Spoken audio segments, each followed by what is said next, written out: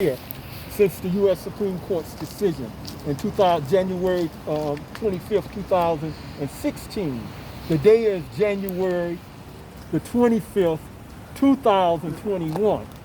At the time that the U.S. Supreme Court made its decision in Montgomery, which was to take and make a determination of the retroactivity of its earlier decision in Miller, there was in excess of 2,500 former children serving life without the possibility of parole that ranged in the age from 14 or 15 to 17. And at that time, there was in excess, as I say, in excess of 2,500. Since then, to keep things in perspective, only 700 has been released. Okay, 700. So sometimes we may lose the significance of these numbers if we're just looking at our own state. So it is not just about me as an individual, it's not just about us as a group of people here in the state of Michigan, but it's about this whole group. And it's not only about the group that reside in the prison still in this larger number, it's also about future youth and how they will be treated in the judicial system. So us keeping our voices up, keeping some kind of pressure going, keeping awareness and continuously taking and trying to redefine this, to change the narrative of this ourselves is important. It's important to how other children will be treated, whether they are black, brown, or white. We are concerned with how children are treated in the United States. Mm-hmm. If we can't treat our own children decent, we're going to have what we just recently seen, where the executive officer of the United States, the president of the United States, will take and treat our neighbor children when they come here out of desperation, when they come here running from violence, when they come here running from poverty, and they seek refuge here, and the answer is, we will put you in cages. We will separate you from the world that you know. And at a tender age, the only world you know is mom and daddy. Mom and daddy is your world. We know what that is as former juvenile lifers without parole. We know what it is to take and be confined as children. So we have to take and not only speak up for ourselves. This isn't just about us. You know, some of us have gotten out, and I tell you guys all the time, I'm building off your energy. I don't have time to be negative. I don't have time to take and be held down with the past. We got opportunity in the present, and many of us are taking advantage of it. I cut on my Facebook page, I find brothers taking and feeding people in the community. I'm seeing stacks of food all over the place where these brothers and sisters are out there feeding and clothing people. This is one of the guys. Demetrius, how you doing? Demetrius here. We right in front of the court where we were last year. We right here in front of the court. And remember you can take in part at the Green Casino Hotel free. Okay, we right here in front of the courthouse, my brother. And I'm actually talking. I took and stopped to answer the phone. All right, come on, my brother. Thank you. So when you're talking about the figures you quoted, Edward, you're talking nationally, right? We're talking nationally. Right. Nationally, we have, there's only been 700 of the more than 2,500 that's been released. Only 700 of the more than 2,500.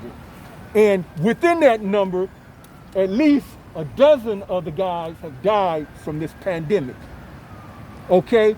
There's been the report. Before they were released? Before they were released, they done died in custody while waiting on this promise. Can you go back a little bit and just give some context? There was the Supreme Court decision, and people should have been resentenced? These people should have been resentenced, Elena. They should have been resentenced. They should have been released 5 years ago, and they haven't been released, okay? And they have died in custody.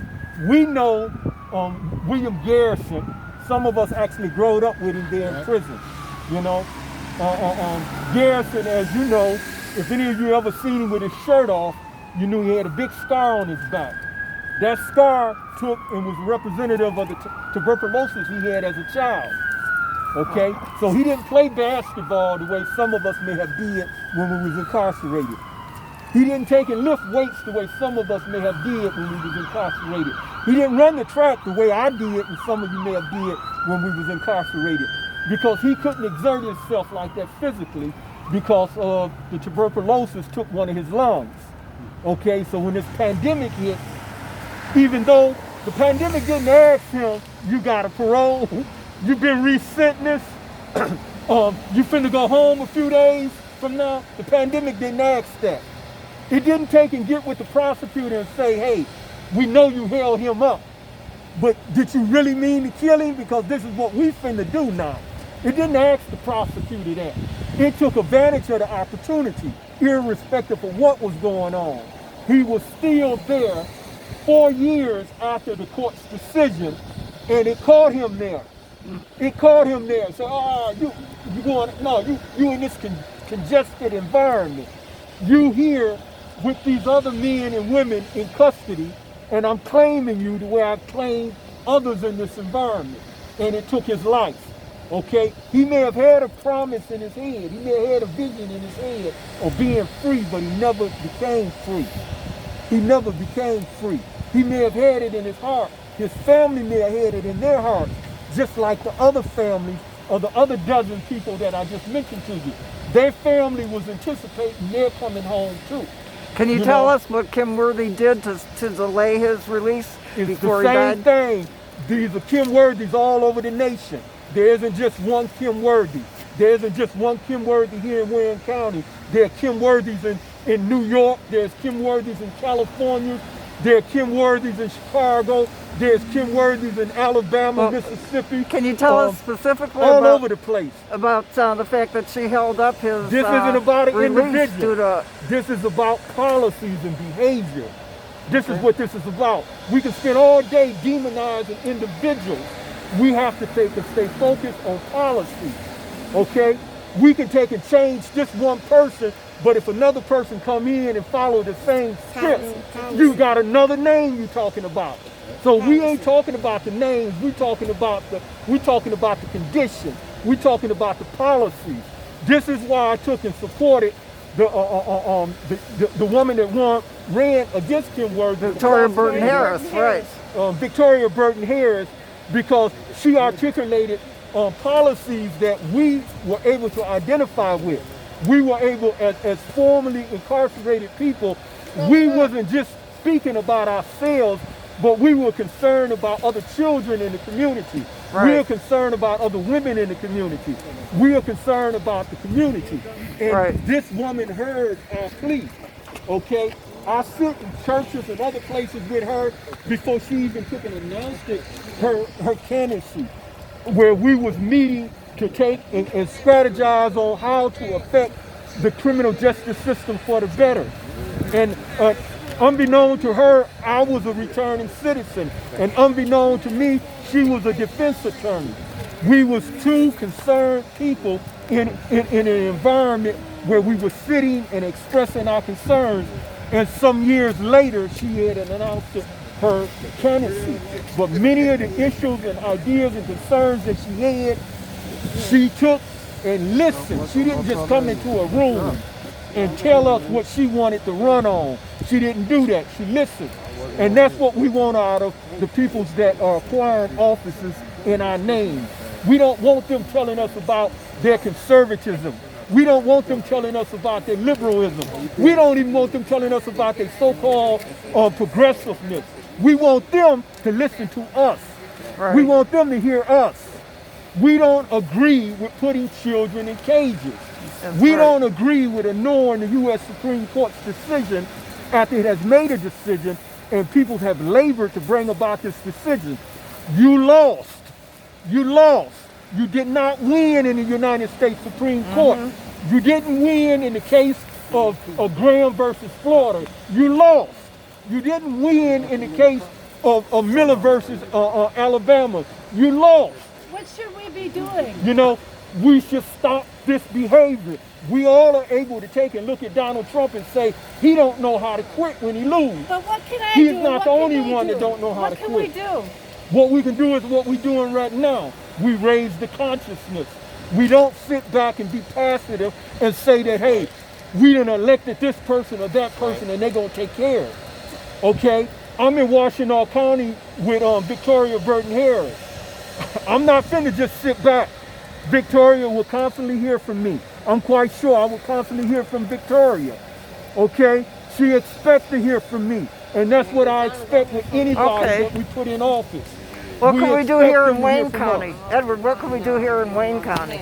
We can do what we can do here in Wayne County is we can focus on the issues. We don't have to demonize people. Remember, the same peoples that are standing there with the policies that we differ with, they can become our allies. So we don't have to spend our time demonizing them, because when you do that, people don't hear you. We can take and spend the time of taking and trying to reach people's consciousness.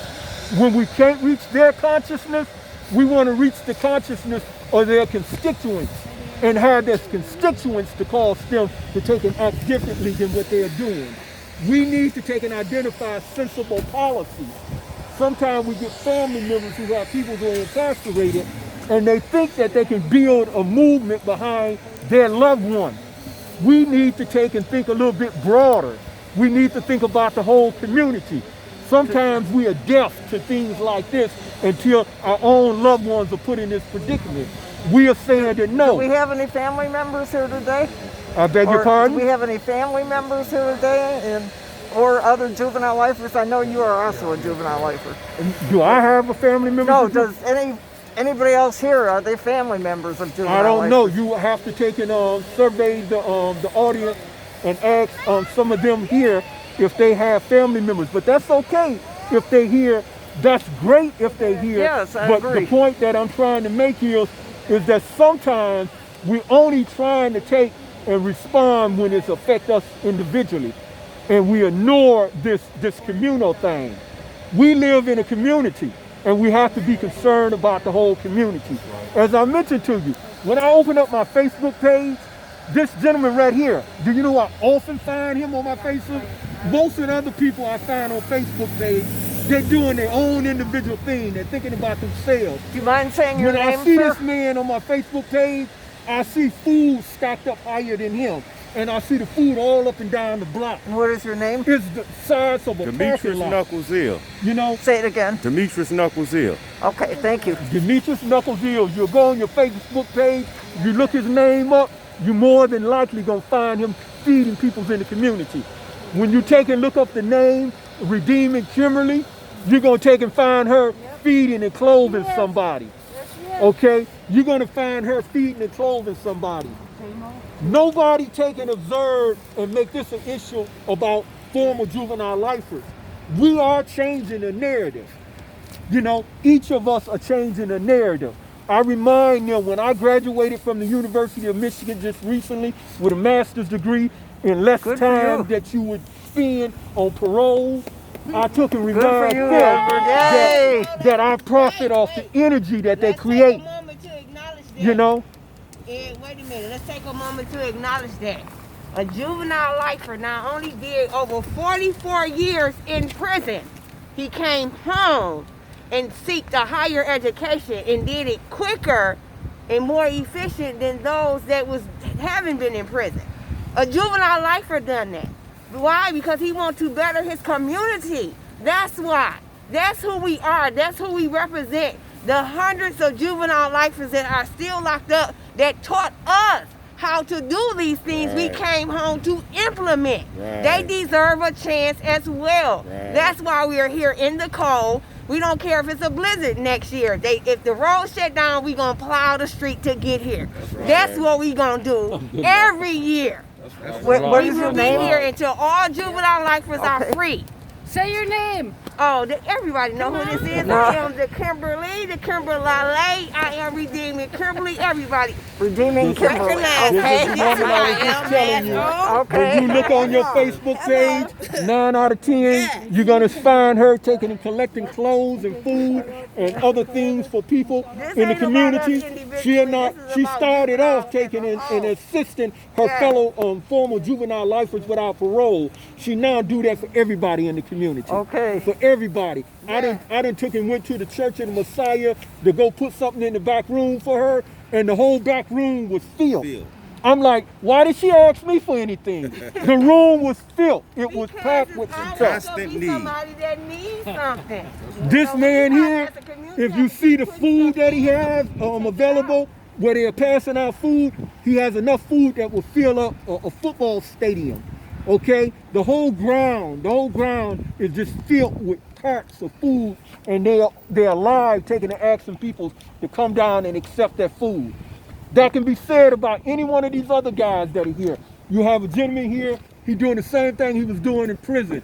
He done created a business to do braille so that blind people can take and make use of that. That's what he was doing in prison, and that's what he's doing out here. While they was taking and demonizing him in the press, he was taking and helping somebody that needed help. Okay, and he has continued that. Nothing has changed. Nobody didn't come out here and say, oh, woo, we're gonna cry because somebody else is locked up. No, we came out here and made our lives, but we have kept the flame alive. Okay, we done kept the flame alive. We don't need permission from anybody to take and be free. We don't need permission from anybody to pursue our goals and our dreams. We're gonna do that, and we're gonna take and be able to take and continue the issues of raising the consciousness for those who are incarcerated. Could we hear can from chew him for a bubble gum minute? and walk too. Could we hear from Mr. Williams for a minute? Mr. Williams. That's Mr. Oh, Williams. oh, that's I know Mr. better Williams. than I'm sorry. Yeah. Okay. This is Kenneth Williams. Okay. Okay. Did you want to tell us about? I'm from Voice of Detroit, Diane Bukowski. Did you want to tell us about what Mr. Sanders has just been addressing? Well, see, I've been locked up with him like 44 years. Oh, you also? Okay. I got locked up in 1974. Got out in 2018, December 10th. Like I'm involved with the, like in Mount Clemens. I'm involved with it's called the Worship Center, and I pass out food too. And like he said, if we don't let our voice be heard, ain't nothing gonna happen out here. You got people that constantly still involved, still in the system, that dying in there. Mm-hmm. And we are their only hope. We help them. If we come out every year, we shown that we care. Just like people that came before we got out. They came in and they cared. And we gotta constantly be the voice for them, because as long as we have the wrong politician in office, they ain't gonna never get out. They constantly fighting on try to keep them in.